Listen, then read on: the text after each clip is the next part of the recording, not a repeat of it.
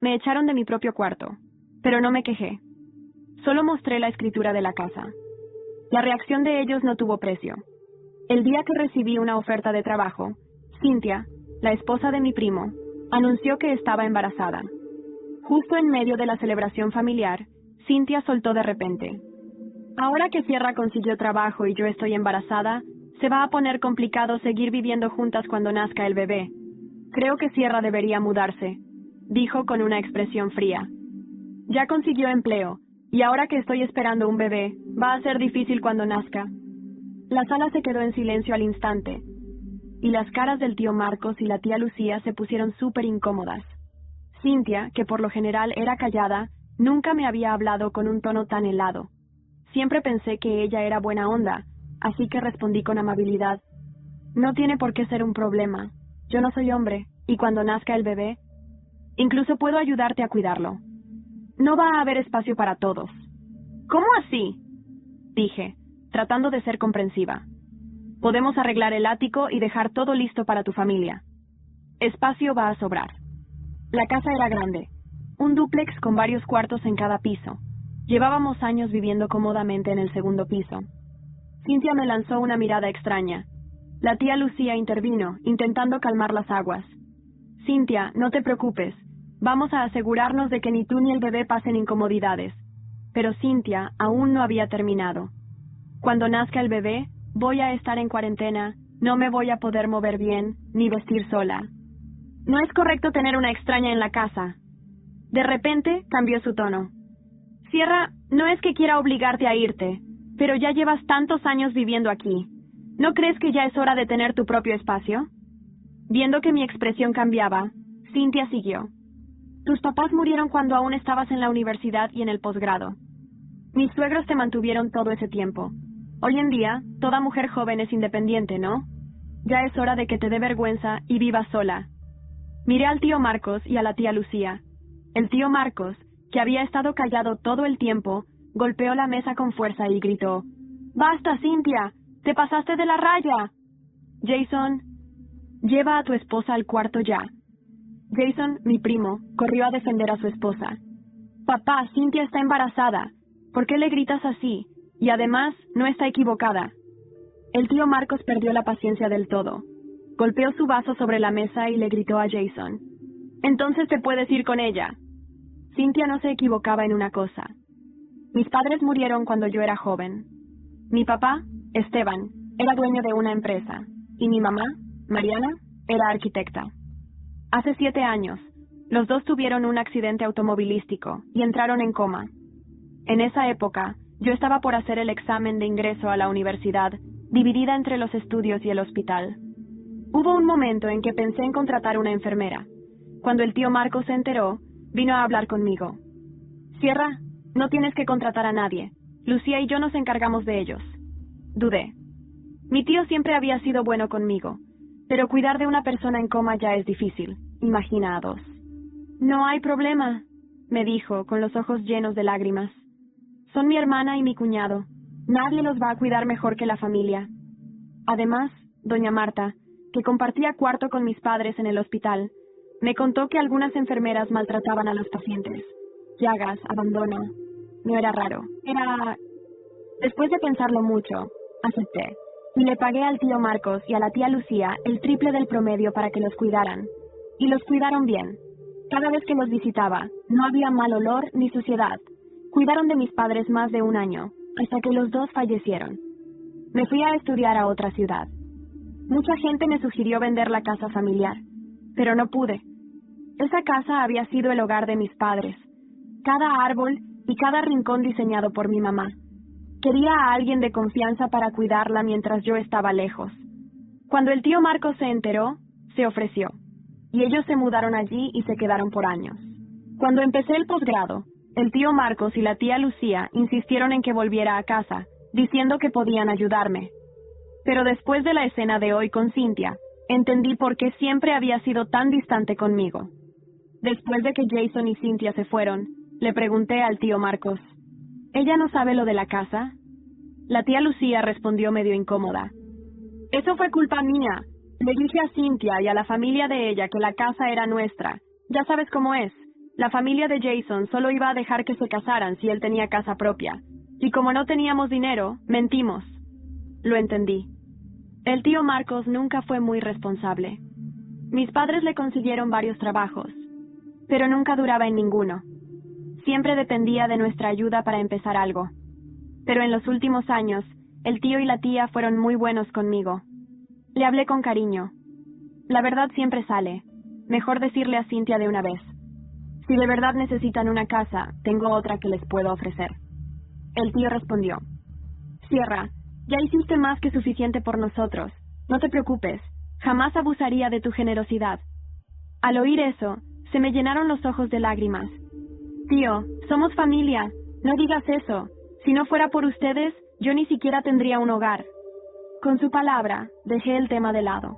En los días siguientes, veía a Cynthia por la casa, siempre lanzándome miradas frías o soltando comentarios venenosos mientras veía la tele.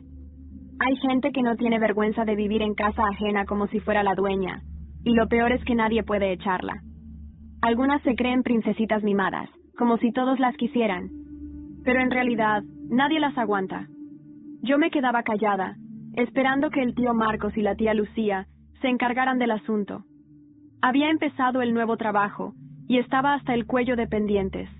Siempre me quedaba tarde en la oficina, llegando a casa cuando todos ya dormían. Una noche llegué un poco más temprano, pero ya estaba oscuro. La casa estaba en silencio. Subí despacito, solo queriendo tirarme en la cama. Pero en cuanto me acosté, escuché un grito agudo. ¡Ay!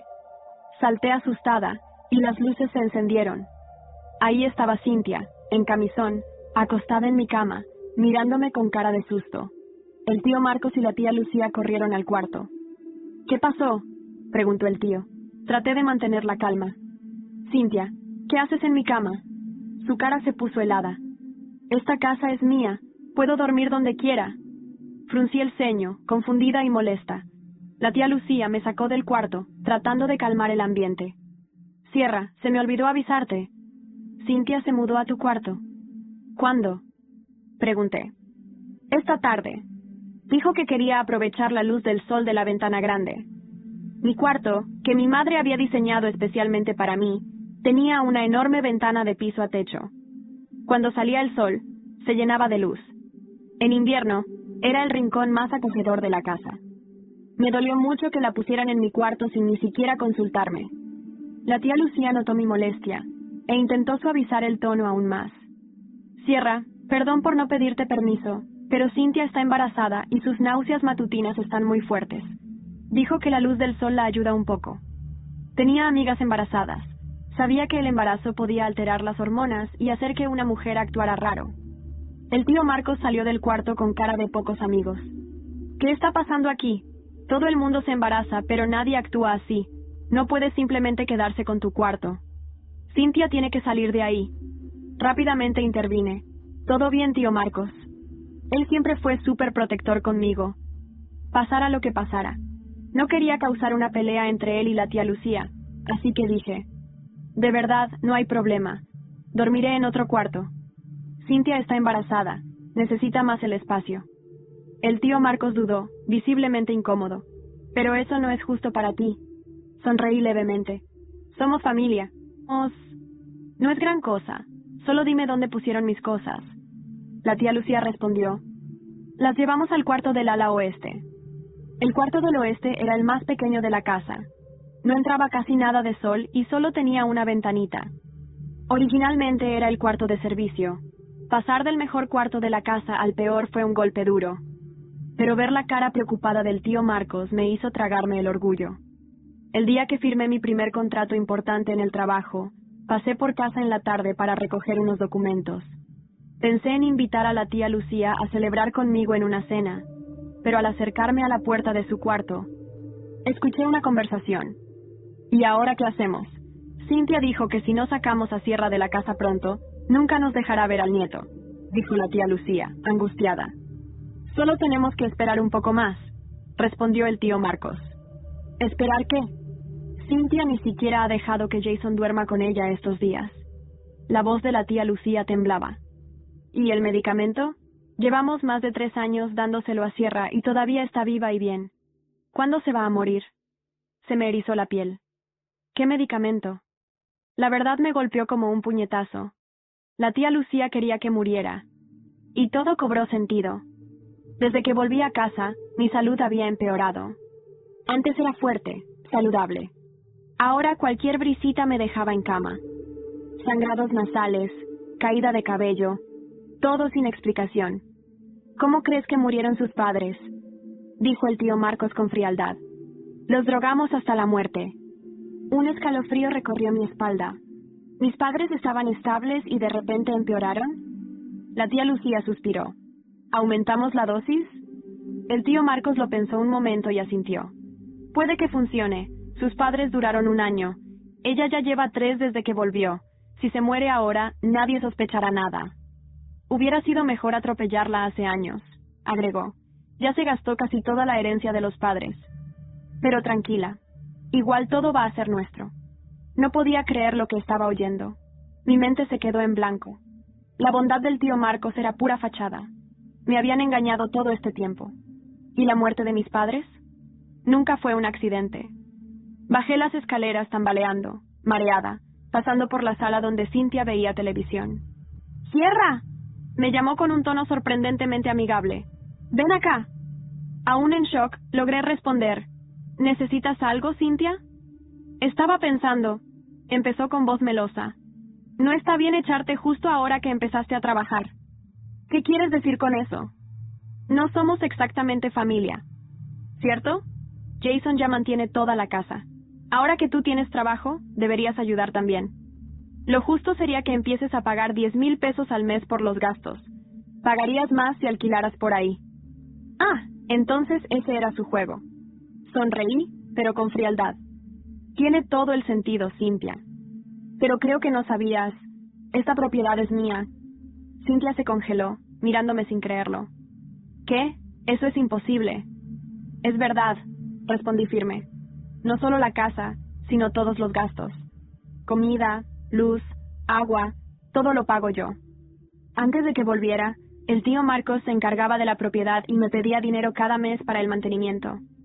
Siempre decía que se rompió el cortacésped, que había que pintar una pared. Yo era estudiante, no entendía mucho, así que le mandaba lo que pedía. Desde que volví, asumí todas las cuentas de la casa. Mientras hablaba, pensé que necesitaba revisar las finanzas con más cuidado. ¡Estás mintiendo!, gritó Cynthia justo cuando el tío Marcos y la tía Lucía entraban en la sala, sorprendidos de verme allí. La tía Lucía fue la primera en hablar. «Cierra, ¿por qué volviste tan temprano?» Antes de que pudiera responder, Cynthia me señaló. «Mamá, está diciendo que la casa es suya. ¿Es cierto eso?» Los rostros de ambos se ensombrecieron al instante. La tía Lucía intentó disimular. «Claro que no, Cynthia. Solo está bromeando». Me lanzó una mirada de advertencia. La ignoré. Saqué la escritura de la casa del bolso y la lancé sobre la mesa de centro. Nunca imaginé que una simple hoja de papel pudiera desatar tal tormenta. Cuando coloqué la escritura de la casa sobre la mesa del salón, el silencio que siguió fue más elocuente que cualquier grito. Cynthia, con los ojos desorbitados, balbuceó. ¿Esto qué es? La escritura de la casa, respondí con calma. Mi madre me la dejó antes de fallecer. Jason se levantó de golpe, tirando la silla al suelo. ¡Eso es mentira! Mis padres dijeron que esta casa era suya. Tía Lucía intentó intervenir, pero su voz temblorosa apenas se escuchaba. Cierra, cariño. Quizás haya un malentendido. No hay ningún malentendido, tía. Solo verdades que han estado ocultas demasiado tiempo. Me giré y salí del salón, dejando atrás las miradas atónitas. Subí a mi habitación, o mejor dicho, a la que solía ser mi habitación antes de que Cynthia decidiera ocuparla sin mi consentimiento. Al abrir la puerta, el olor a su perfume barato me golpeó como una bofetada. Mis cosas habían sido arrinconadas en una esquina, como si fueran trastos viejos. Recogí mis pertenencias en silencio. Cada objeto era un recuerdo, una parte de mí que había sido desplazada sin consideración. Mientras empacaba, encontré una caja que no recordaba haber visto antes. Al abrirla, descubrí cartas y fotografías de mis padres, momentos felices que creía perdidos. Entre ellas, una carta dirigida a mí, escrita por mi madre poco antes del accidente. Querida Sierra, comenzaba, si estás leyendo esto, es porque ya no estoy contigo. Quiero que sepas que siempre te amé y que todo lo que hice fue por tu bienestar. Confía en tu intuición y no dejes que nadie te haga sentir menos de lo que eres. Las lágrimas comenzaron a caer sin control. Mi madre, incluso en la distancia, seguía guiándome. Con renovada determinación, decidí que era hora de tomar el control de mi vida y de mi legado. Al día siguiente, contacté a una antigua compañera de la universidad, Leticia, ahora una abogada reconocida en Madrid. Le expliqué la situación y le mostré la escritura de la casa. Esto es claro como el agua, Sierra, dijo Leticia después de revisar los documentos. Esta propiedad es tuya por derecho. Podemos iniciar acciones legales para desalojar a quienes la ocupan ilegalmente. Quiero hacerlo, pero de manera que entiendan el daño que han causado, respondí. No busco venganza, sino justicia. Leticia asintió, comprendiendo mi postura. Esa noche, mientras cenaba sola en una pequeña taberna del barrio, reflexioné sobre todo lo ocurrido. Mis tíos, que una vez fueron mi familia, habían traicionado mi confianza. Cynthia, con su actitud arrogante, había menospreciado mi dolor y mi historia, pero ya no permitiría que me pisotearan. Al regresar a casa, encontré a Cynthia en el salón, hablando por teléfono. Al verme, colgó rápidamente y me lanzó una mirada desafiante. ¿Disfrutando de tu victoria?, preguntó con sarcasmo. No se trata de ganar o perder, Cynthia. Se trata de respeto y de justicia. Ella bufó y se marchó sin decir más. Subí a mi habitación, decidida a seguir adelante con el plan. Sabía que el camino no sería fácil, pero con el apoyo de Leticia y la memoria de mis padres como guía, estaba lista para enfrentar cualquier obstáculo. Al día siguiente, mientras revisaba algunos documentos en el despacho, Leticia me llamó con urgencia. Sierra, he encontrado algo más en los registros. Tu madre tenía una cuenta bancaria secreta con una suma considerable de dinero.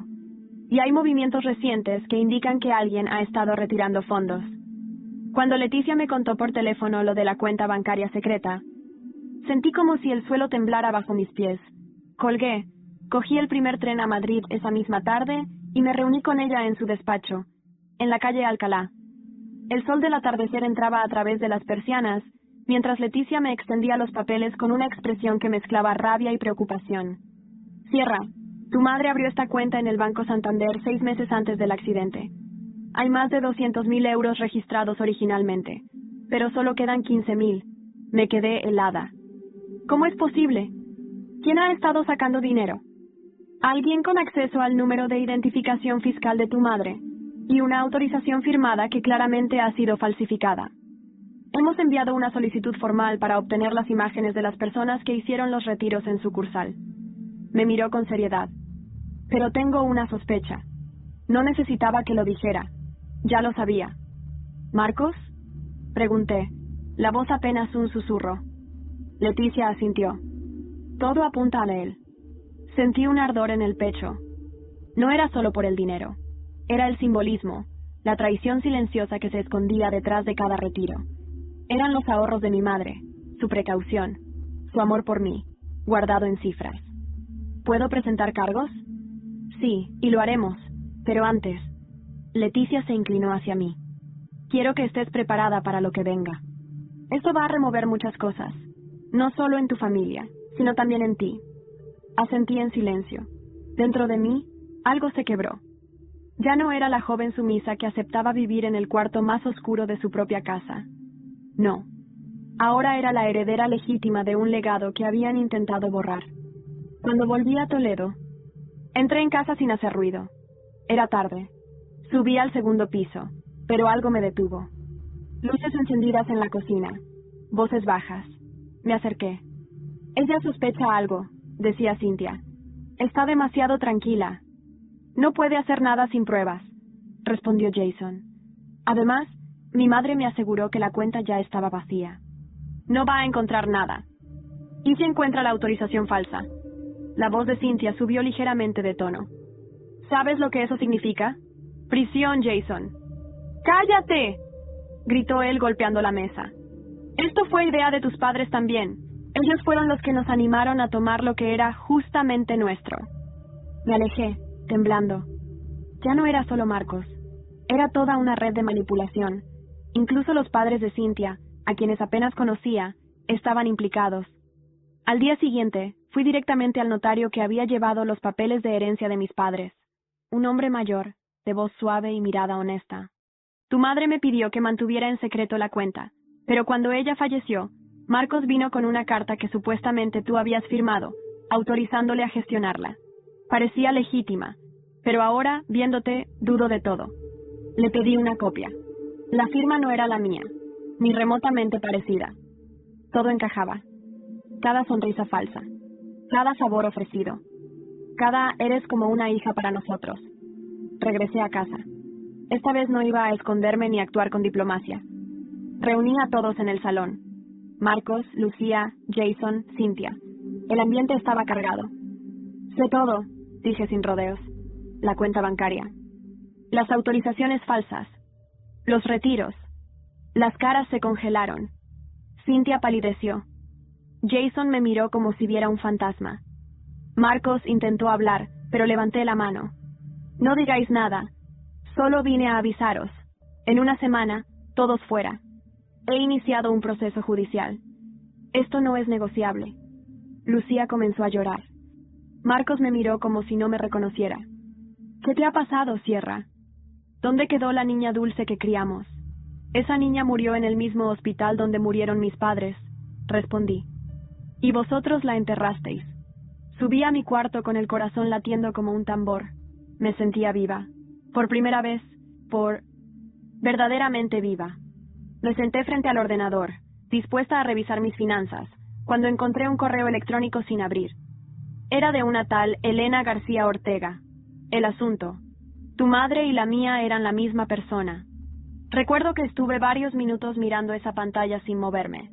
El nombre Elena García Ortega me era completamente desconocido. Pero esas pocas palabras en el asunto del correo electrónico me atraparon como una garra cerrándose en mi pecho. Tu madre y la mía eran la misma persona. Con el corazón en un puño, abrí el mensaje. Decía: Hola Sierra, sé que esto será una sorpresa. A mí también me costó creerlo cuando encontré las cartas. Mi madre, bueno, la mujer que creí que era mi madre, falleció hace 2 meses. En sus cosas encontré una caja con documentos y fotografías. Hay cartas escritas por Mariana, tu madre, y una en particular, fechada en 1992, donde le explica por qué no puede quedarse con la niña que está por nacer. Esa niña soy yo. Entiendo si necesitas tiempo, pero si estás dispuesta, me gustaría conocerte. Estoy en Salamanca, no espero nada de ti, solo quiero entender. Elena. Me quedé sin aire. Sentí que el mundo giraba más rápido de lo normal. ¿Mi madre había tenido otra hija antes de mí? ¿Por qué nunca me lo dijo? Cogí el tren esa misma tarde a Salamanca, con una ansiedad que me arañaba el estómago. El viaje se me hizo eterno. Releí el correo una y otra vez, buscando alguna señal de mentira, algún tono oportunista, pero no lo encontré. Era sincero, desnudo, doloroso. Nos encontramos en una cafetería antigua, cerca de la Plaza Mayor. Elena ya estaba allí, sentada junto a la ventana. Tenía el pelo rizado, oscuro, y los mismos ojos verdes que mi madre. Nos miramos, y fue como si el tiempo se detuviera. Sierra, dijo levantándose. Gracias por venir. No estoy segura de qué decirte, admití. Yo tampoco. Solo... gracias. Nos sentamos. Sacó una carpeta cuidadosamente organizada. Fotos, cartas, un mechón de cabello atado con un lazo rojo y una nota que reconocí al instante como escrita por mi madre. Esto lo escribió cuando tenía 23 años, explicó Elena. Vivía en Zaragoza, estaba sola, asustada. Decía que no podía cuidarme, pero que algún día me buscaría. Mis ojos se llenaron de lágrimas. Mi madre nunca me habló de ti, dije, apenas en un susurro. Nunca mencionó nada. La vida que llevó contigo fue diferente. Quizás quiso empezar de cero. Pero era su hija. Y tú también. No estoy aquí para competir por su amor, Sierra. Solo quería que supieras que existo, que hay una parte de ella en mí también. Nos quedamos en silencio un buen rato. Algo en ella me resultaba familiar. Su manera de mirar, la forma de tocar la taza de café, cosas pequeñas que solo alguien criado por Mariana entendería. Quiero saber más de ti, le dije finalmente. Si estás dispuesta. Claro, podemos ir despacio, o rápido si prefieres. Sonrió, nerviosa. Nos abrazamos al salir. Un abrazo torpe, pero sincero. No sabía si eso nos convertía en hermanas, pero algo dentro de mí se sintió más completo. Al volver a Toledo, noté que algo estaba raro. La casa estaba silenciosa. Demasiado. Entré con cautela. El salón estaba vacío. Subí lentamente al segundo piso. Las puertas estaban abiertas. Los armarios, vacíos. Mis tíos y los demás se habían ido. Sin avisar, sin decir una palabra. Solo una nota sobre la mesa. No lucharemos contra ti, pero tampoco pediremos perdón. Me senté intentando entender cómo sentía. No era alivio, tampoco tristeza, era algo en el medio. Algo agrio. Me dirigí a mi habitación y me sorprendió encontrar la caja de cartas de mi madre, abierta. No como si alguien la hubiese revisado, como si la hubieran querido destruir. Algunos sobres estaban rasgados, arrugados, y uno en particular tenía una esquina quemada. Lo abrí temblando. Dentro había una nota escrita a mano. No era de mi madre. Sabemos que has estado removiendo el pasado. Hay cosas que es mejor no saber. La sangre puede costar caro. Esa noche no dormí. Por primera vez, entendí que esto iba mucho más allá de una disputa familiar. Alguien más estaba involucrado. Alguien que no quería que descubriera toda la verdad. Desde aquella noche no dormí bien. Me despertaba varias veces con el corazón latiendo como si me persiguiera algo invisible. La nota anónima me había dejado una herida nueva, el miedo. No era la típica sensación de quizá me vigilan, era más profundo. Era el peso de saber que, al escarbar en el pasado, había pisado algo venenoso. Al día siguiente, fui directa al despacho de Leticia. Tenía la nota en la mano, arrugada por tanto apretarla. Esto apareció en mi habitación, le dije, colocándola sobre su escritorio. Ella la leyó en silencio. Frunció el ceño, luego se levantó y cerró la puerta con seguro. ¿Quién tiene acceso a tu casa ahora que tus tíos se han ido? Nadie, eso creo. Cambié las cerraduras hace 2 días, por si acaso. Pero esto... Miré la nota como si aún no fuera real. Esto es una amenaza directa. Leticia sacó su móvil y comenzó a marcar. Voy a llamar a un contacto en la Policía Nacional. Esto ya no es solo un tema legal, Sierra. Alguien se siente amenazado por lo que has encontrado. Y si están dispuestos a intimidarte, hay que actuar antes de que den un paso más. Mientras esperábamos que llegara el inspector, me quedé sola en el despacho. Mis pensamientos volvían una y otra vez a Elena. ¿Y si todo estaba conectado? ¿Y si el abandono de mi madre a Elena no fue voluntario, sino forzado por algo o por alguien? La llegada del inspector me sacó del laberinto mental. Se llamaba Mateo Salgado, un hombre de mirada seria pero voz pausada. Le mostré la nota y le conté lo esencial. Omití algunas cosas. Aún no sabía en quién confiar. ¿Recibiste alguna otra amenaza antes? ¿Algo similar?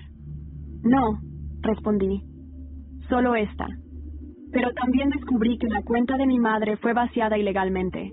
Y ahora resulta que mi madre pudo haber tenido otra hija, antes que yo. Todo esto se ha vuelto una red de mentiras.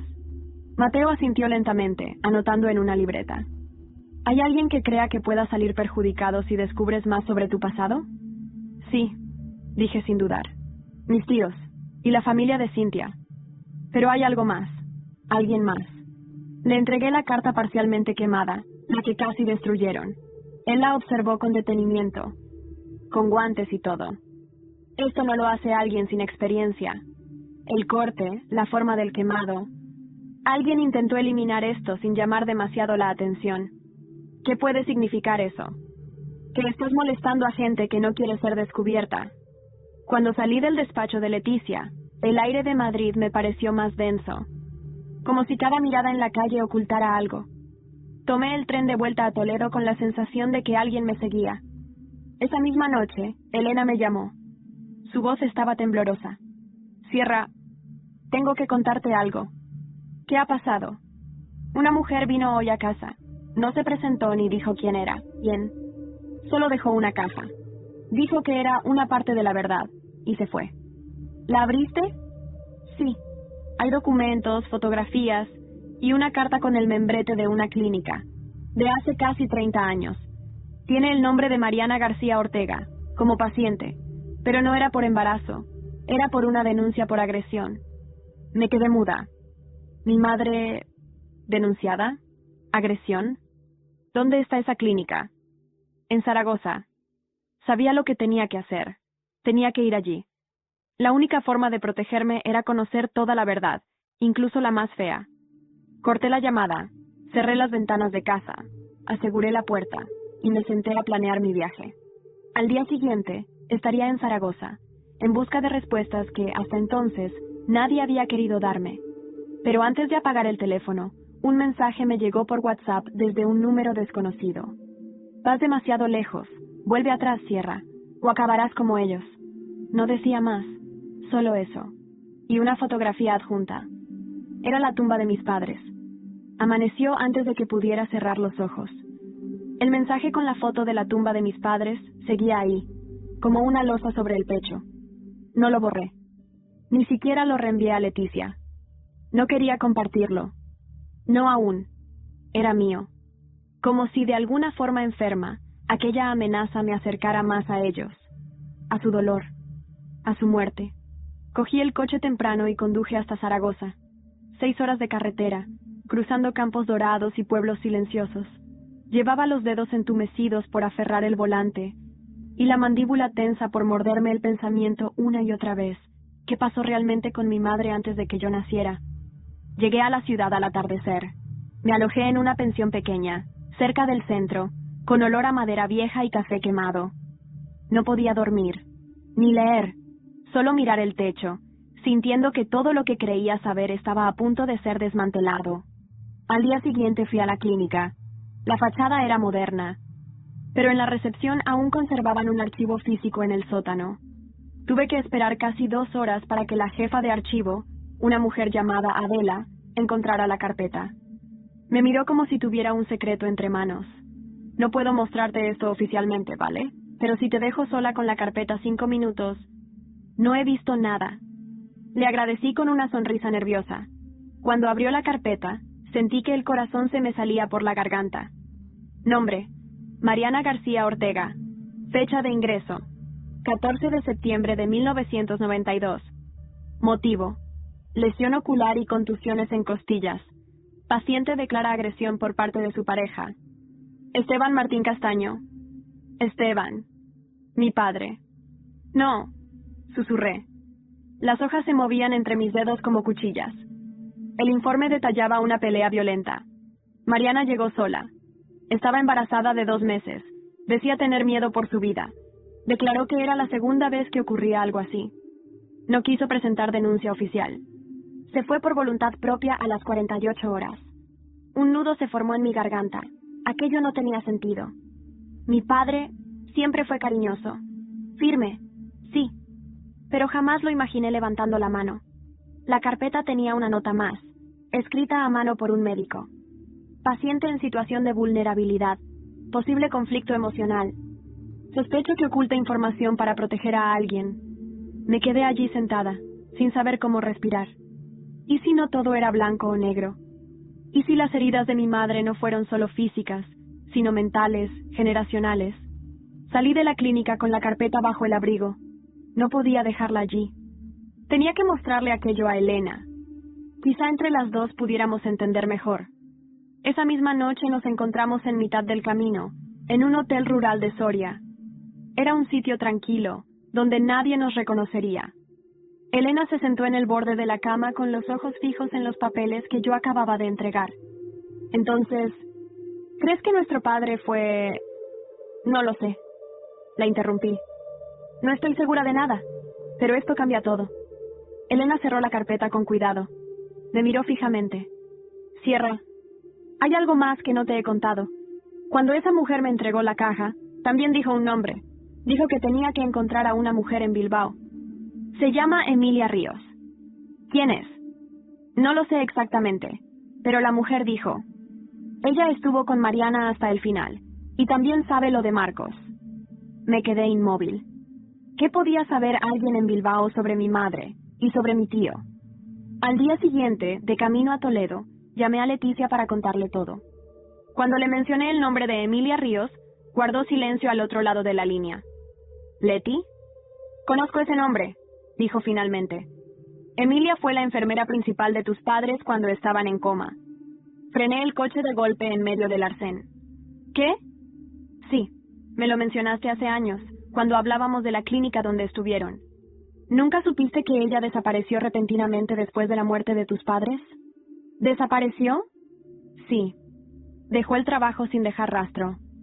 Nadie volvió a saber de ella. El silencio se apoderó del coche. Mi mente solo podía pensar en una cosa. Si Emilia sabía algo sobre Marcos, ¿sería ella quien dejó la nota en mi habitación? No podía esperar más. Iba a ir a Bilbao. Iba a encontrarla. Pero justo cuando colgué con Leticia, recibí otro mensaje. Era un vídeo. Lo abrí con el pulso acelerado. Era una grabación de seguridad, captada desde una cámara en el interior de mi casa. En la imagen se veía a Marcos, con guantes, entrando en mi habitación y rebuscando entre mis cosas. Ver a Marcos en ese vídeo fue como recibir una bofetada en plena cara. No podía dejar de mirar la pantalla. Su silueta reconocible, sus movimientos rápidos pero nerviosos, la forma en que abría mis cajones, los armarios, incluso mi diario. Como si buscara algo. Y lo peor fue que no parecía ni sorprendido, ni avergonzado. Era como si sintiera que tenía derecho a hacerlo. Como si aún creyera que esa casa, mi casa, le pertenecía de alguna forma. Se me revolvieron las tripas. Envié el vídeo directamente a Leticia. Esto es allanamiento, ¿verdad? Y robo si falta algo. Vamos a usar esto, Sierra. Esta vez no solo los vamos a sacar por la vía legal, los vamos a enterrar socialmente. Colgué con ella y fui directa a la comisaría. Hice la denuncia con el vídeo. Expliqué todo el contexto, desde las amenazas hasta los antecedentes con la cuenta bancaria. El inspector Salgado me miró serio, esta vez sin anotar nada. Te estás metiendo con algo muy feo, Sierra, y creo que apenas has arañado la superficie. ¿Qué quieres decir? Recibimos una llamada anónima esta mañana, sobre ti. ¿Sobre mí? Sí. Decían que eras peligrosa, que estabas desequilibrada, que estabas acosando a tus tíos y que quizá necesitabas ayuda psiquiátrica. Quieren descreditarte, Sierra. Se me secó la garganta. ¿Van a hacer algo? No, claro que no. Sabemos diferenciar una llamada malintencionada. Pero que estén tratando de invertir la narrativa te dice todo lo que necesitas saber. Esto no va a ser solo una batalla legal, es personal. Y están desesperados. Volví a casa con una mezcla de rabia y resolución en el pecho. Ya no iba a contenerme. Esa noche redacté una carta formal con ayuda de Leticia, solicitando la apertura de una investigación judicial sobre el patrimonio de Marcos y Lucía durante los últimos 10 años. Tenía derecho a hacerlo, como parte interesada de la herencia de mis padres, y tenía pruebas suficientes para sospechar de malversación, fraude y falsificación documental. Al día siguiente, me reuní con Elena en Madrid. Quería contarle todo. Ya no podía ocultarle nada. Cuando le mostré el vídeo, apretó los labios y miró al suelo. Hay una parte de mí que quiere llorar, y otra que quiere gritar. Bienvenida a mi mundo, le dije. ¿Y la mujer de Bilbao? Preguntó. ¿Emilia? Ya lo tengo todo preparado. Salgo mañana a primera hora. Quiero ir contigo. La miré sorprendida. ¿Estás segura? Sí. Si mi madre y la tuya eran la misma persona, entonces todo esto me toca tanto como a ti. No quiero seguir viendo esto como una espectadora. Sonreí. Por primera vez me sentí acompañada de verdad. No estaba sola en esta guerra. Tenía una hermana, una aliada, alguien que había sufrido otra cara del mismo abandono. Esa noche, mientras cenábamos en el pequeño apartamento que alquilé para estar más segura, recibí otro correo anónimo. Esta vez, no había amenazas, solo una imagen. Era una fotografía en blanco y negro, antigua. En ella aparecía mi madre, muy joven, abrazando a una mujer rubia con bata de enfermera. Y al fondo estaba Marcos. En el reverso de la foto, escrito a lápiz, Clínica San Ángel, Zaragoza, 1992. Marcos había estado allí, con mi madre, el año en que ella fue golpeada, el año en que Elena nació. Y entonces, una idea terrible me atravesó como una flecha. ¿Y si no era Esteban quien la había agredido? ¿Y si fue Marcos? El estómago me dio un vuelco. Todo lo que creía sobre mi familia, sobre el rol de cada uno, se estaba cayendo como piezas de dominó. No podía esperar más. A la mañana siguiente, con Elena al lado, saldríamos rumbo a Bilbao. Emilia Ríos tenía que contarnos la verdad. Lo que no sabía era que, esa misma noche, alguien más iba camino a nuestra casa en Toledo. Alguien que no quería que llegáramos a Emilia, y que, antes del amanecer, una ventana se rompería, y Elena desaparecería. El grito me despertó. No fue un sonido lejano, ni uno de esos que se confunden con los sueños. Fue real, fue corto, ahogado, y vino del salón. Salté de la cama como impulsada por una descarga eléctrica. El aire estaba denso. Había un olor raro. Algo entre sudor, perfume barato y polvo viejo. Corrí descalza hasta el pasillo. «¡Elena!», grité. «¿Estás bien?». Silencio. Mi cuerpo se movía antes de que mi mente pudiera procesar. Revisé la cocina, vacía, el baño, igual. Pero al llegar al salón, el caos me paralizó. La ventana estaba rota, cristales por todas partes, las cortinas ondeaban con el viento helado de la madrugada, y sobre el sofá, su móvil. «¡Elena!», llamé otra vez con la voz quebrada. Nada, salí corriendo a la calle. Era un barrio tranquilo, de esos que parecen inofensivos incluso de noche. No había nadie, ningún coche huyendo, ninguna señal evidente, solo la soledad y el terror. Volví adentro. Cerré la puerta, temblando, sintiendo el corazón desbocado. Llamé a la policía, después a Leticia, luego al inspector Salgado. «¿Dónde estás?», preguntó él. «En Toledo, en la casa nueva». «No te muevas, vamos para allá, no hagas nada sola». Pero ya era tarde para eso. Encontré una nota tirada en el suelo del salón, escrita con un marcador negro, letras grandes y torcidas. «Advertimos, no te metas más». Las manos me temblaban tanto que apenas podía sujetarla. «¿Por qué, Elena? ¿Por qué no a mí? ¿O era precisamente por eso?» La policía llegó en menos de media hora. Revisaron todo. Tomaron huellas. Me hicieron preguntas que no podía responder. ¿Tenía enemigos? ¿Alguien sabía que Elena estaba allí? ¿Había cámaras? Tenía una cámara interna conectada al móvil, dije de pronto. En la entrada. En teoría debe haber grabado todo. Fui directa al portátil. El archivo estaba ahí. Grabación de la 1:38 a la 1:44 de la madrugada. Le di al play. En la imagen se veía claramente cómo dos figuras encapuchadas rompían el cristal desde fuera, entraban, y segundos después se veían arrastrando a Elena hacia la ventana. Ella forcejeaba, gritaba algo que no se entendía. Uno de ellos le cubría la boca. El otro alzó la cabeza brevemente. Marcos. Su silueta era inconfundible. Su manera de caminar, la línea de la mandíbula, incluso su chaqueta de siempre. Los agentes no podían creerlo. Salgado apretó los dientes. «Esto ya no es una simple denuncia. Cierra.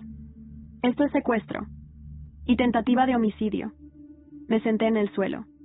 Todo giraba. Sentía como si me hubieran arrancado el alma por dentro. «No puedo perderla», murmuré.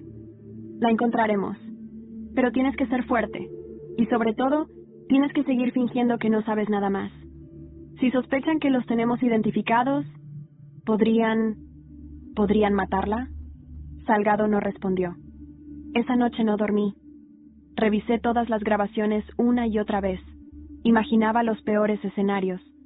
Recordaba la risa de Elena, su voz cuando hablaba de mamá, su manera de mirar las cosas como si aún creyera que podían arreglarse. A las 6 de la mañana, Leticia me llamó. «Cierra. Hay algo más». «¿Qué?». «He estado revisando archivos antiguos de la clínica de tus padres.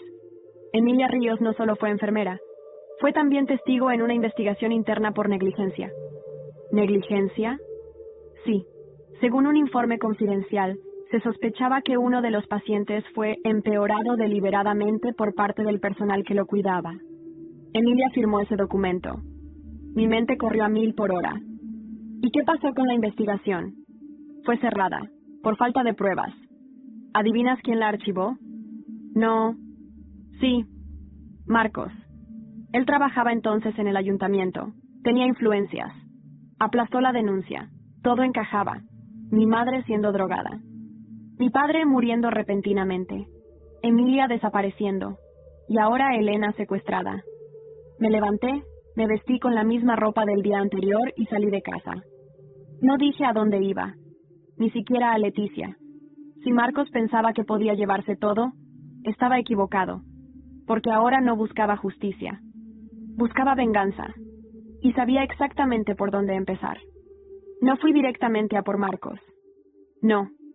Lo primero que hice fue ir a ver a su madre. La encontré en una residencia de ancianos a las afueras de Talavera.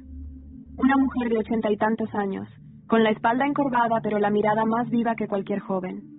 La había visto pocas veces en mi infancia. Siempre decían que era rara, que hablaba demasiado. Ahora entendía por qué la mantenían al margen. «Sierra», dijo cuando me vio. «Ay, hija mía, no sabes cuánto he rezado para que volvieras». «¿Volver? ¿De dónde?» «De la mentira en la que te metieron. Siéntate. Sé por qué estás aquí». Me senté sin decir una palabra.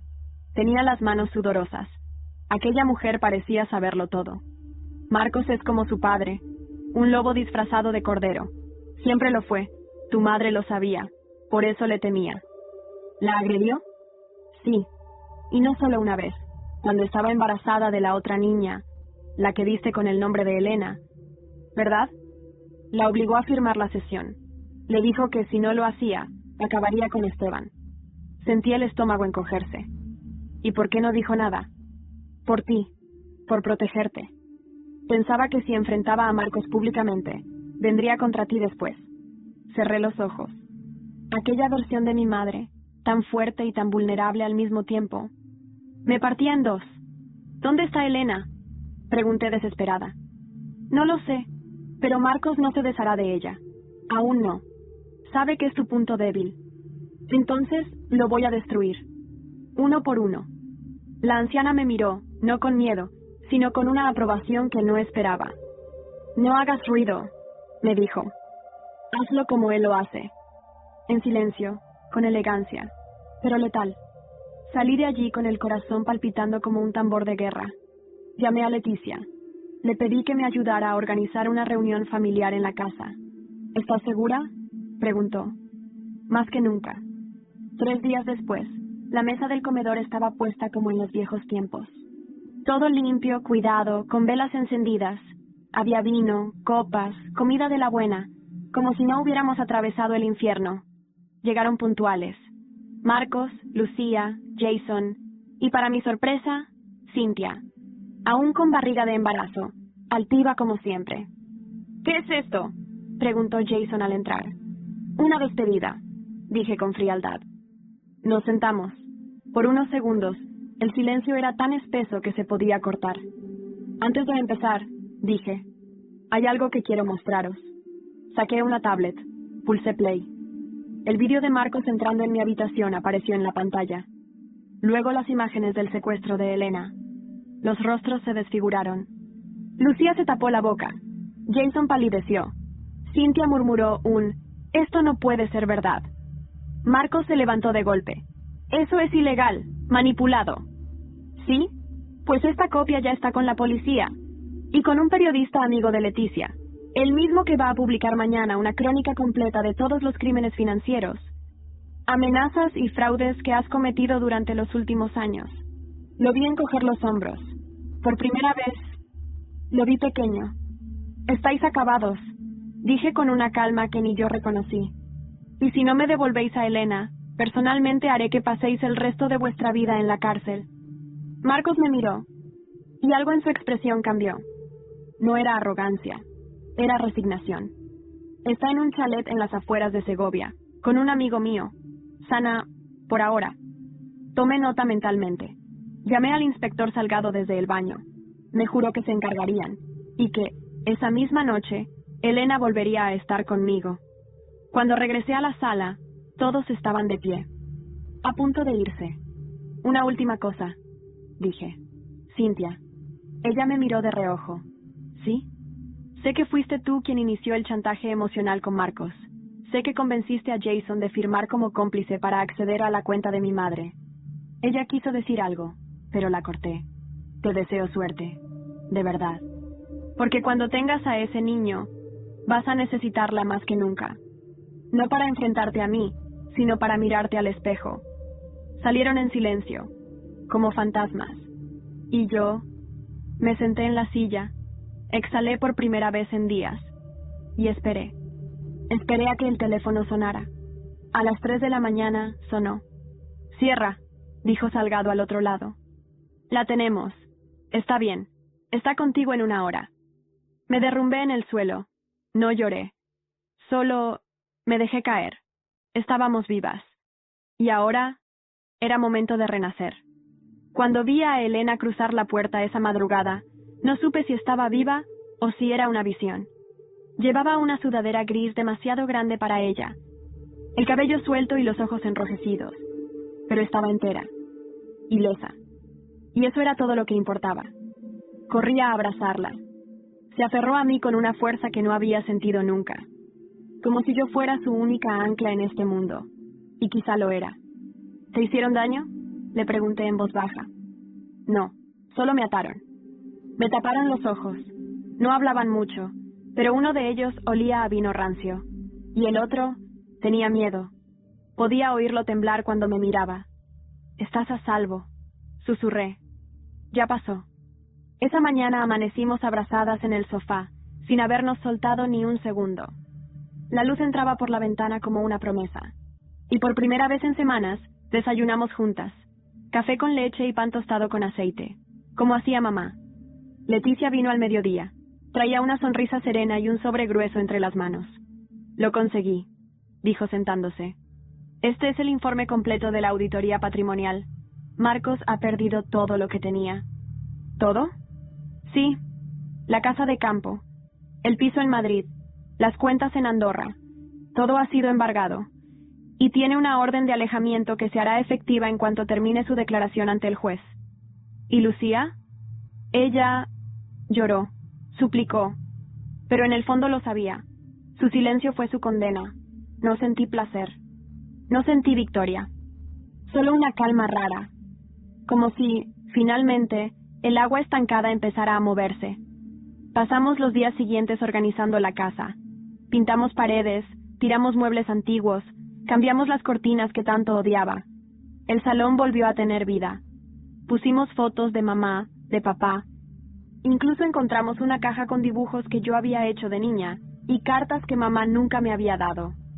¿Y si reabrimos la empresa?, me preguntó Elena una tarde, mientras tomábamos té en el jardín.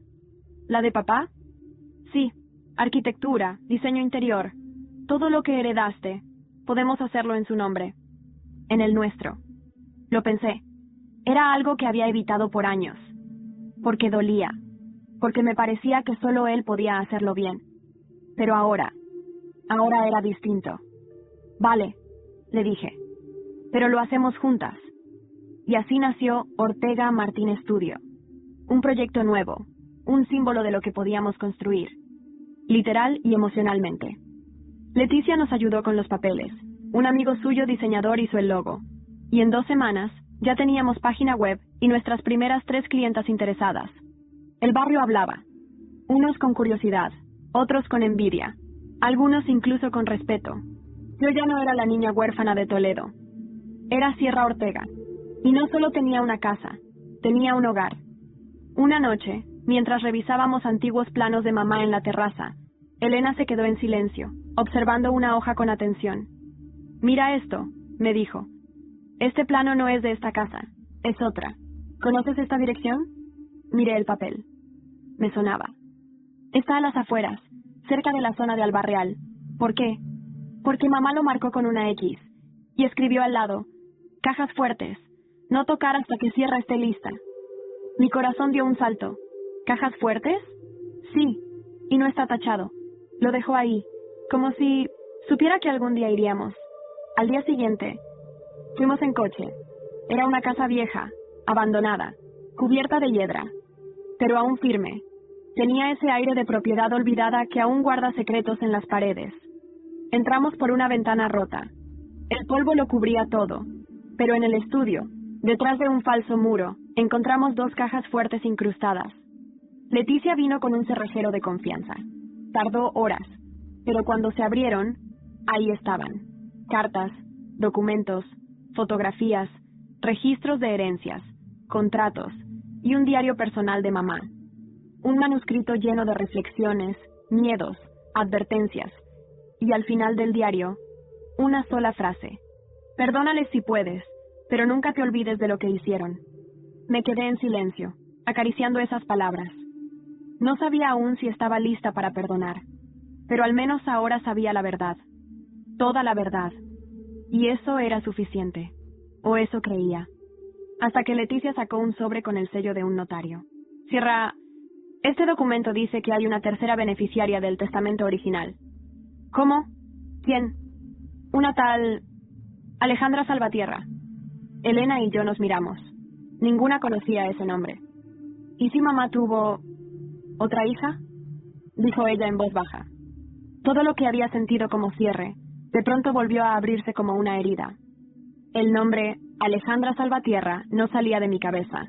Me repetía una y otra vez. No puede ser. Tiene que haber un error. Pero no lo era. Leticia confirmó que el documento era legal.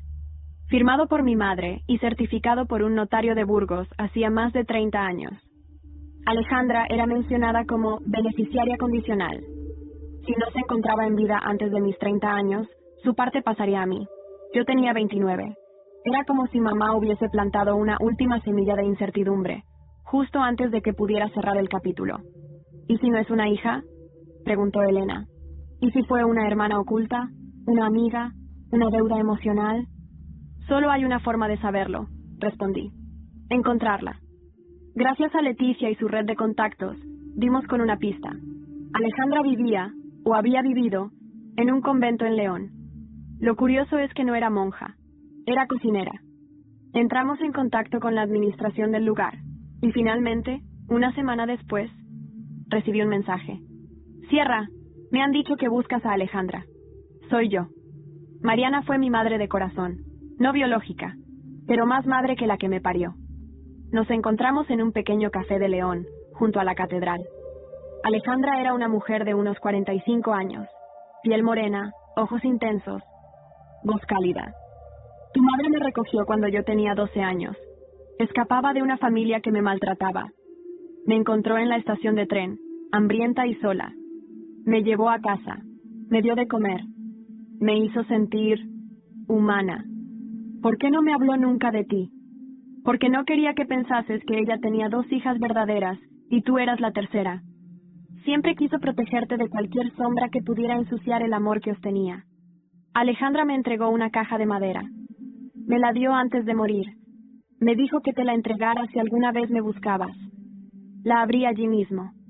Dentro había un anillo antiguo, el de compromiso de mi abuela, que mamá siempre llevaba puesto.